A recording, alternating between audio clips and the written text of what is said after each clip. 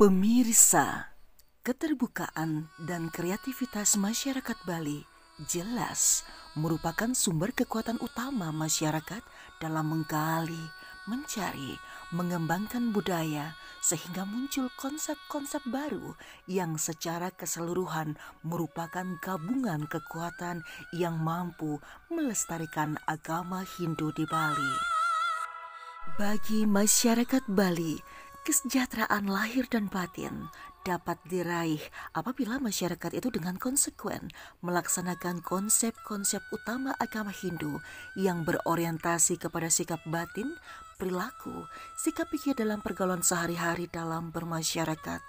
Adapun konsep-konsep utama agama Hindu tersebut seperti 1. Konsep skala niskala.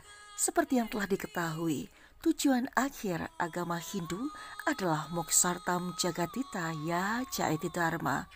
Terjemahannya kurang lebih kesejahteraan lahir dan kesempurnaan batin. Kemudian oleh masyarakat Bali dikembangkan menjadi konsep skala niskala. Konsep ini kemudian menjadi populer karena diterjemahkan pula dalam konsep pembangunan manusia seutuhnya. Dalam konsep ini, segala tingkah laku manusia Bali diukur bukan hanya menurut kepatutan secara spiritual. Sebagai contoh, sebuah ember yang biasa dipakai mencuci pakaian dalam, secara skala ember itu memang bersih. Tetapi secara niskala, ember itu tidak baik untuk tempat tirta atau air suci. Konsep ini bagi orang Bali menjadi lebih seimbang, tidak cepat menjatuhkan sanksi segala sesuatu sebagai hal yang salah ataupun benar. Selalu ada yang patut dipertimbangkan di balik kenyataan yang sedang dihadapi. 2. Konsep Trihita Karana. Dasar moral orang Bali adalah harmoni, keselarasan. Kesadaran moralnya terutama ditujukan untuk kesejahteraan batin, lebih bersifat ke dalam diri. Dengan terbuka, ia akan menerima, mendengar, menunggu, dan berusaha untuk memahami. Etika Trihita Karana adalah 3 hal yang menyebabkan bahagia, dan ketiga hubungan itu hendaknya dapat berjalan harmonis. Hubungan manusia yang penuh bakti kepada Hyang Widi menyebabkan umat Hindu memandang kerja dan pelaksanaan tugas sebagai persembahan atau korban suci. Dapat dilakukan melalui karma marga untuk mencapai Hyang Widi. Itulah yang menyebabkan orang Bali membuat tempat atau upacara khusus sebelum memulai suatu kegiatan. Hendak membangun rumah, ada sanggah cucuk yang ditancapkan di sudut rumah, dengan harapan agar Hyang Widi senantiasa menyaksikan dan merestui, memberi perlindungan dalam proses pekerjaan selanjutnya. Hubungan manusia dengan manusia atau sesamanya sangatlah demokratis. Hal ini dirumuskan dalam istilah tatwamasi yang artinya aku adalah kamu. Dalam kaitan hubungan manusia dengan manusia dapat diartikan dia sama dengan diriku. Inilah asas kebersamaan dalam masyarakat Bali yang telah dikukuhkan dalam lembaga adat. Tatwam Asi ini mencerminkan unsur kebersamaan atau kesatuan. Konsep ini mengandung makna bahwa menolong orang lain maupun makhluk lainnya tidak lain juga sama artinya menolong diri sendiri.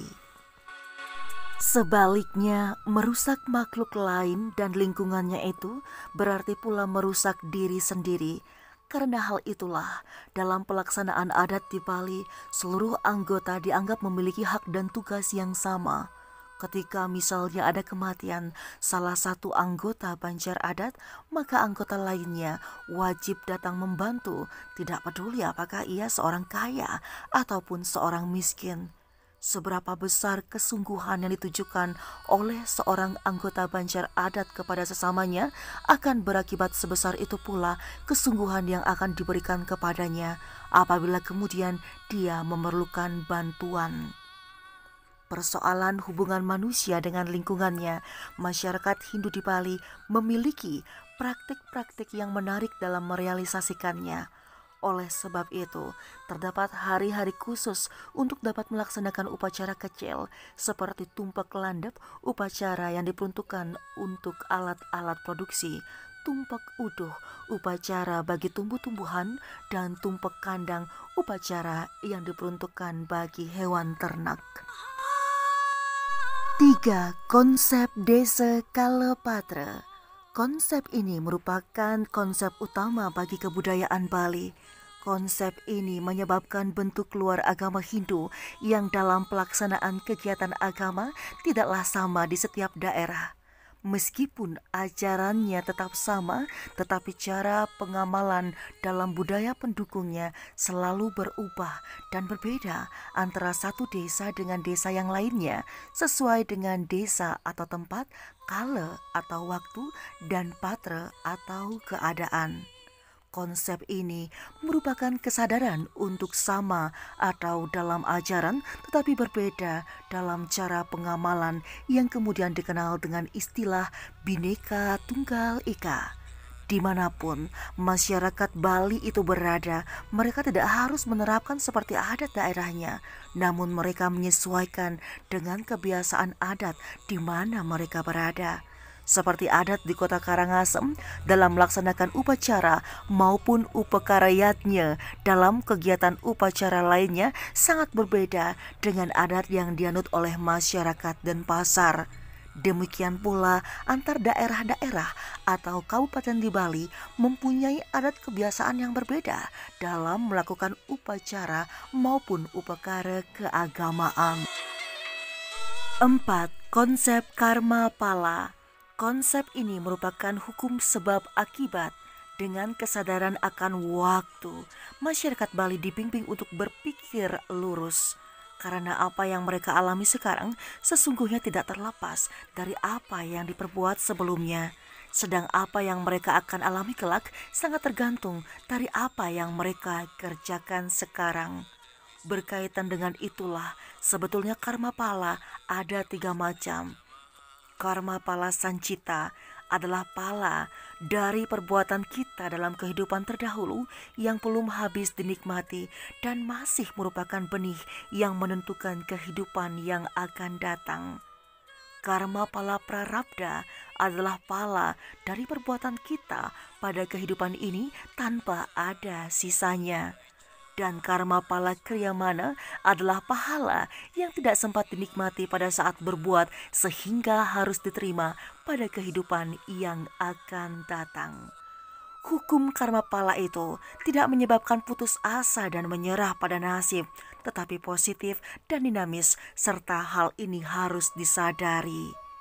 Semua dari hasil perbuatan, walaupun ada hukum karma pala itu seolah-olah berdiri sendiri di dalam lingkaran sebab akibat, tetapi hal itu tidak terlepas dari kekuatan Sang Hyang Widi. 5. Konsep taksu dan jengah. Konsep ini bertalian dengan kenyataan setiap bangunan suci atau pemujaan keluarga di Bali. Terdapat salah satu bangunan di antaranya yang disebut dengan taksu. Ini adalah semacam karisma, kekuatan dalam yang memancarkan keindahan dan kecerdasan. Para penari yang dapat mempesona penonton disebut metaksu. Demikian pula topeng angker dapat pula dikatakan metaksu.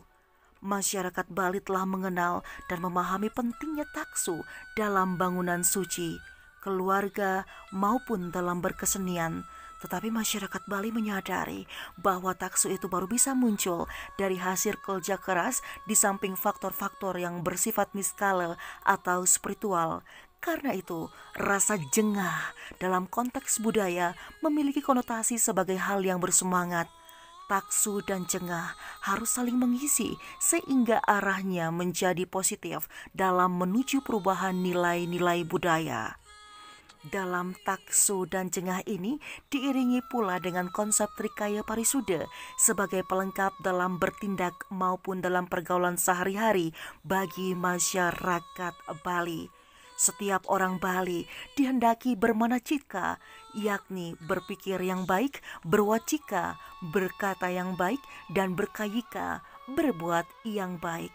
Untuk dapat berpikir yang baik sebagai pendorong perkataan yang baik dan perbuatan yang baik melalui penyeimbangan ajaran-ajaran agama dalam etika pergaulan. Pelaksanaan ritual haruslah diseimbangkan dengan pemahaman dan pengalaman etika dan tatwa juga filsafat. Baik pemirsa, demikianlah 5 konsep dalam ajaran agama Hindu di mana konsep-konsep baru yang secara keseluruhan tersebut merupakan gabungan kekuatan yang mampu melestarikan agama Hindu di Bali. Saya, Jotapakan Selopi Omnivora. Terima kasih Anda telah menyaksikan video saya pada kesempatan yang berbahagia ini dan sampai jumpa.